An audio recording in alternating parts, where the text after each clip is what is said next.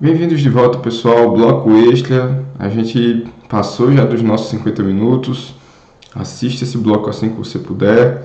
Participa da nossa live se já está na hora, mas não deixe de assistir aqui, tá bom? Vamos lá. A colaboração premiada. A Lei 12.850/2003 instituiu a colaboração premiada e a gente está falando do que foi mudado pelo pacote anticrime, tá bom? No artigo 3º-C, meus amigos, ele vai dizer o seguinte, que a colaboração premiada deve ser firmada com a presença de advogado.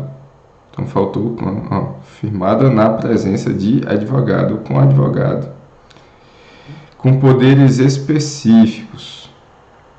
Então, talvez você já tenha escutado aí a notícia que o advogado Frederico Assef tentou fazer uma colaboração premiada da JBS, eu participar dela com o então PGR Aras, que não prosseguiu porque ele não tinha poderes específicos.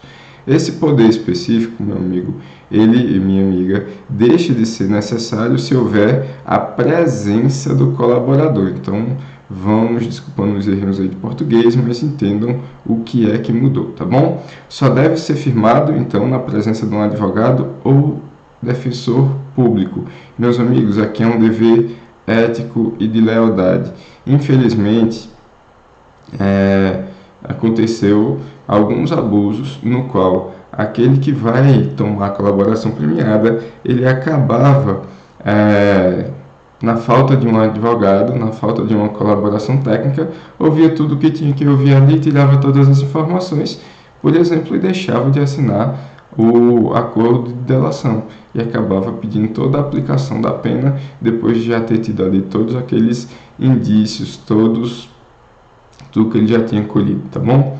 Meus amigos, além do mais, o parágrafo 2º vai falar da hipossuficiência ou do conflito de interesses. Nessa situação, se o réu ele é hipossuficiente, ou se de repente entre réu e o advogado que está representando com os poderes específicos ou na sua presença existirá algum tipo de conflito de interesse, sei lá, o advogado ele é o mesmo para 2, 3 pessoas do mesmo esquema e talvez ele esteja ali em detrimento de um, tentando salvar os outros.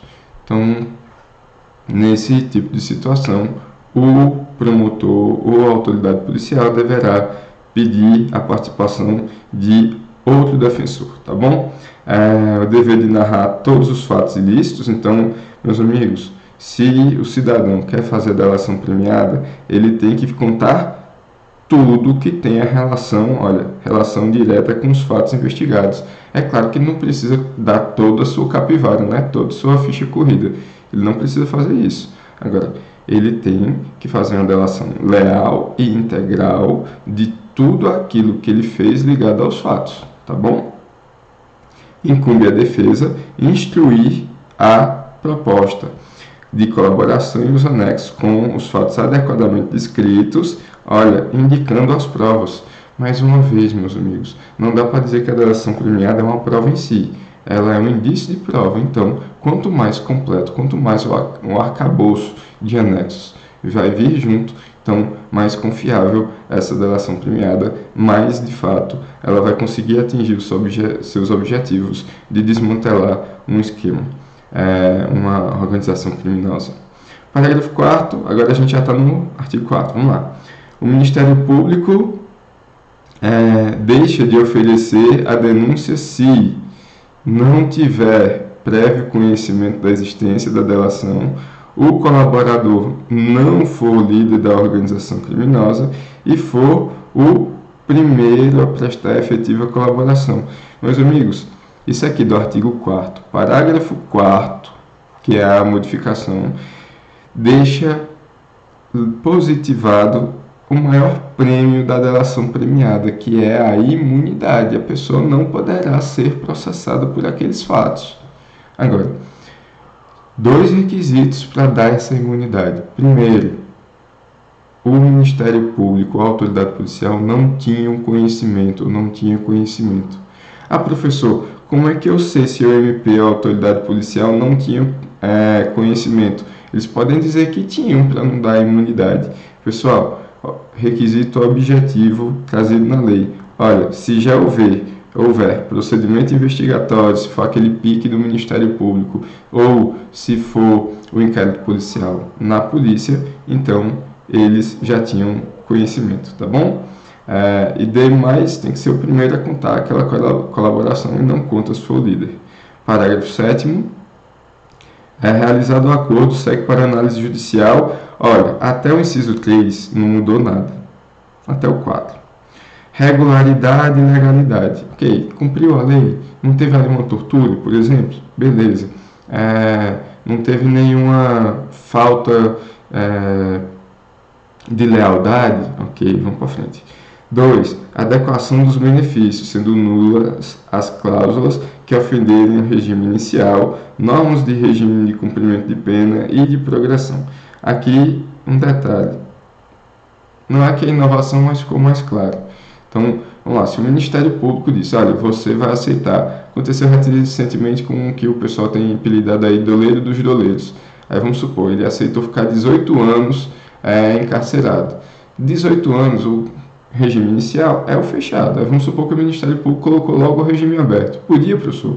Não podia. Ele descumpre a lei no que tange ao regime inicial. Mesma coisa para as normas do regime de cumprimento da pena, também para a progressão. Então a gente viu aquele tanto de progressão lá, 16, 20, 25, 30, 40, 50, 60, 70%. Aí o MP vai lá e diz, olha, tu cometeu o crime, mas vamos fazer o seguinte, a cada 10% do cumprimento de sua pena você tem progressão de regime. Isso não funciona, pessoal, tá bom? Isso não vai acontecer. 3. A adequação da colaboração com os resultados mínimos dos incisos 1 a 5 do inciso. Peço que vocês leiam. 4. A voluntariedade. Isso também já existia. Agora aqui as grandes inovações. Olha, o juiz do tribunal deve proceder à análise fundamentada do mérito. Por que mudou, professor? Porque antes o juiz não olhava para o mérito. Ele só olhava ali se estava tudo certo, se não teve nenhuma ilegalidade, se realmente foi voluntário, se não foi algo forçado, se não foi algo forjado. Ok, agora não. O juiz vai analisar o mérito, meus amigos. O juiz é o tribunal. Então, exceto quando o acordo prevê o não oferecimento da denúncia. Por quê, professor? Porque não é o juiz quem oferece a denúncia.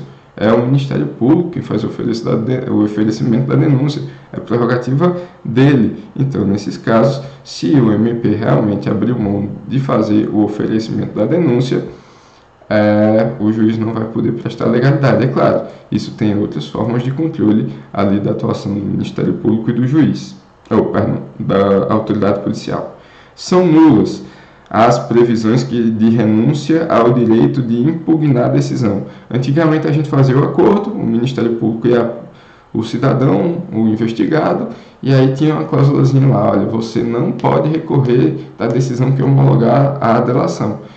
Mas agora, principalmente diante da possibilidade do juiz julgar o mérito, é nula qualquer previsão de que o delator não poderá fazer, ou o colaborador, né, não vai poder fazer recurso das decisões, tá bom? Então, mesmo que tenha lá, não vale, é nula.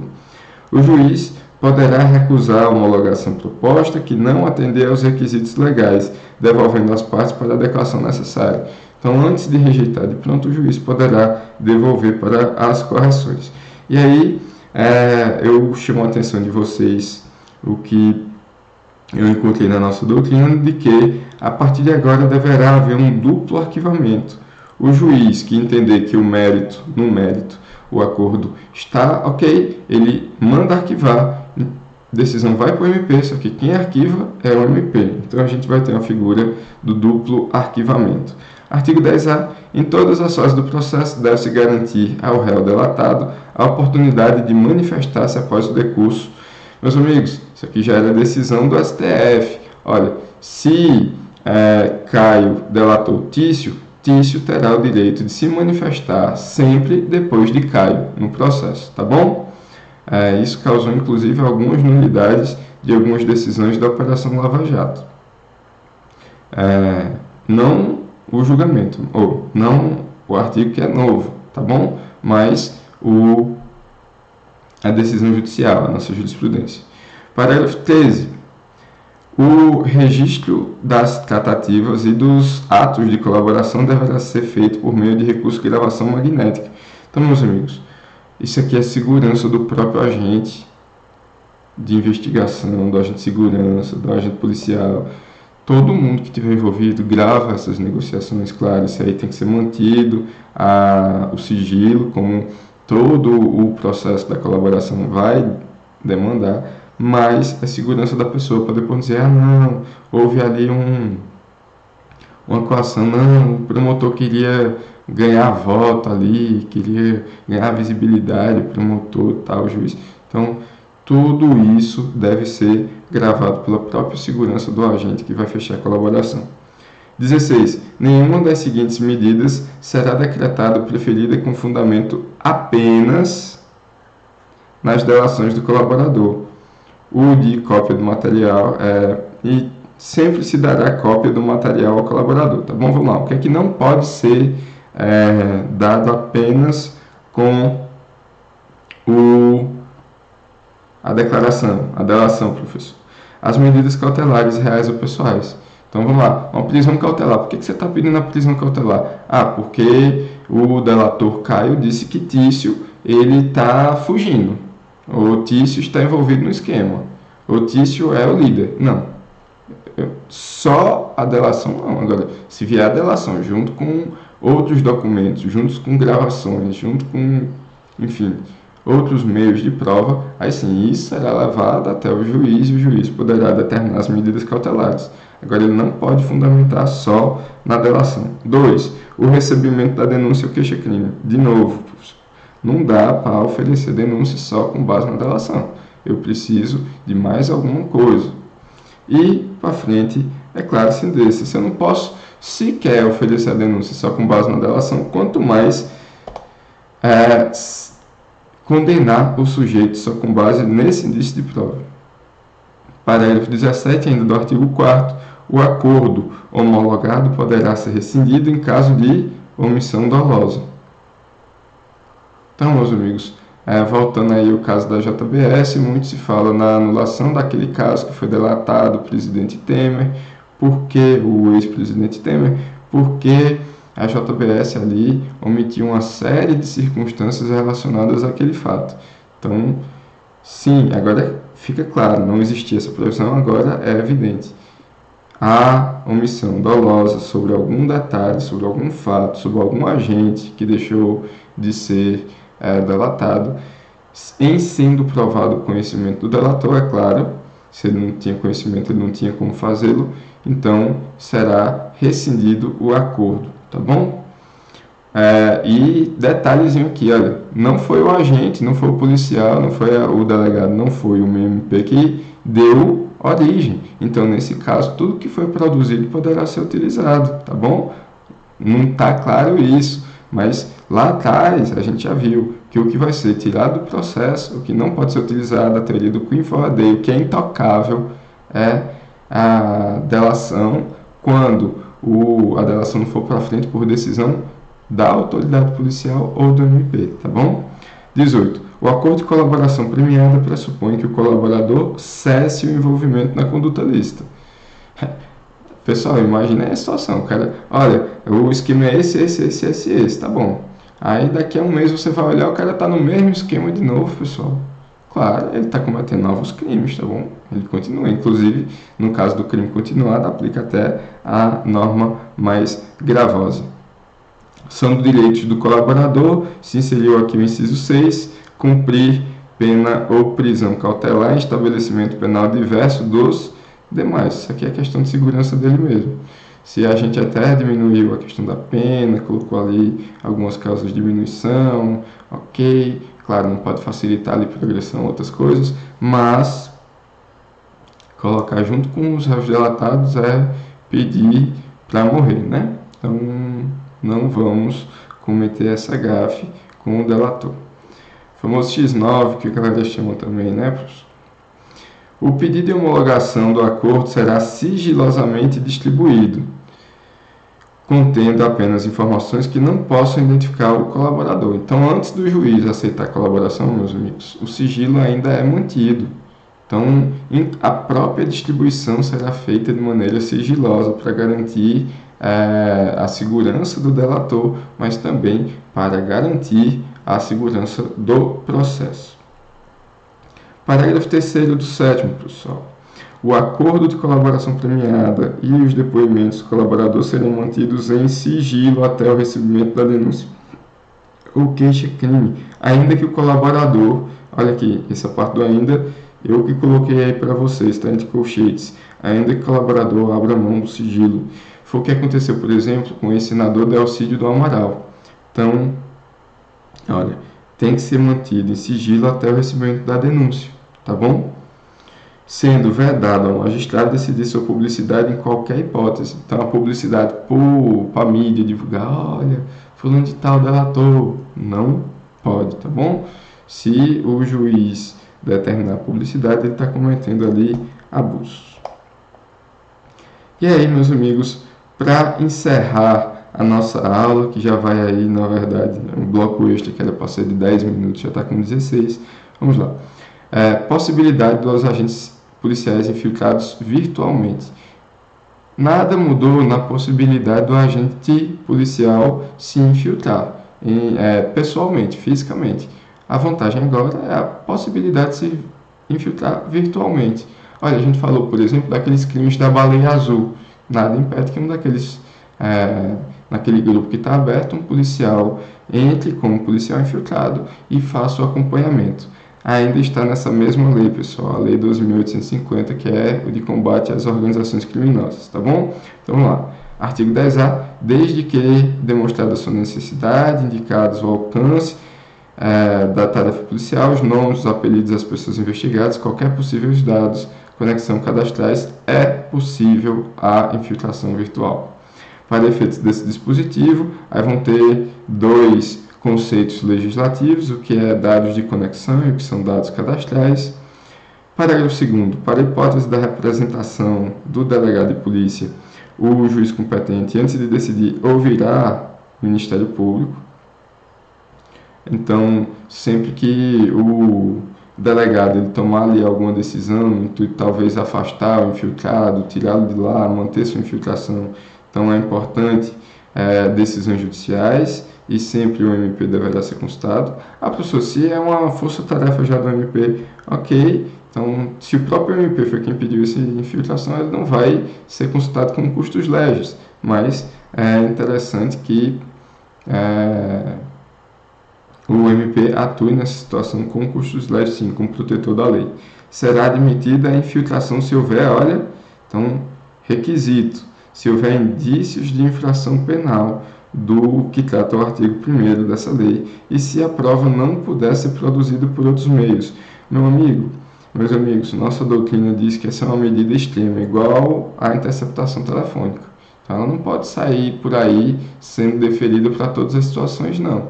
Então, a própria lei da interceptação telefônica tem os requisitos. Então, tem que ser infração penal do parágrafo 1º da lei 12.850, por enquanto está previsto para essa situação, e que as provas não possam ser conseguidas por outro meio. A infiltração será autorizada pelo prazo de 6 meses, sem prejuízo de eventuais renovações mediante, a renovação depende da ordem judicial, ouvido o Ministério Público, como a gente já viu no parágrafo 2º, fundamentada e desde que não exceda no total 720 dias, praticamente 2 anos. Fim do prazo, previsto no parágrafo 4º desse artigo, o relatório circunstanciado, juntamente com todos os atos eletrônicos, então tudo que ele fez ali durante a infiltração eletrônica, ele tem que trazer os registros, tá bom? Gravados, armazenados, e vai apresentar ao juiz, tá bom? No curso do inquérito policial, o delegado de polícia poderá determinar aos seus agentes do Ministério Público e o juiz competente poderão requisitar a qualquer tempo o relatório. Então, olha, o delegado pede a qualquer tempo sem precisar passar por ninguém. Os outros, como não existe hierarquia do policial com o juiz ou MP, os outros vão requisitar, tá bom? É nula a prova obtida sem a observância do disposto nesse artigo. E aqui a gente finaliza. Estou à disposição de vocês na live, estou à disposição de vocês pelo sistema do Unileão Digital. Espero que vocês façam suas críticas e, se gostaram, avisa aí também. Até breve.